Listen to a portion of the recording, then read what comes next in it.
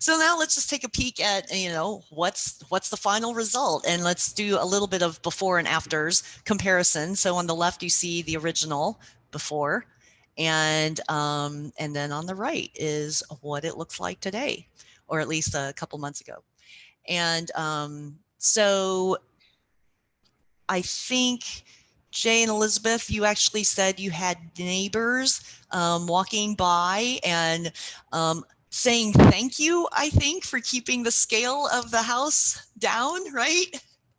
Yeah, people consistently say thank you for making it blend in so well with the neighborhood, because there are a lot of little one-story houses in our neighborhood. And then people also say thank you for it not being a big box, for maintaining the character of the original house, how well it all blends together.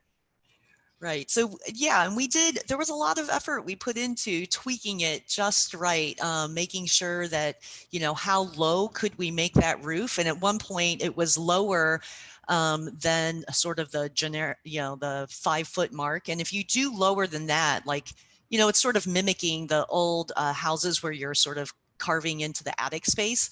But we didn't want it quite that low. If you've ever been in those spaces, you know that it gets really like awkward, like you can't really use that space below that 5 foot level. So we had to play with that, how tall to make that, how short to make that. And I think where we ended up was a nice middle ground. The 5 feet is adequate to access things, to use that space fully.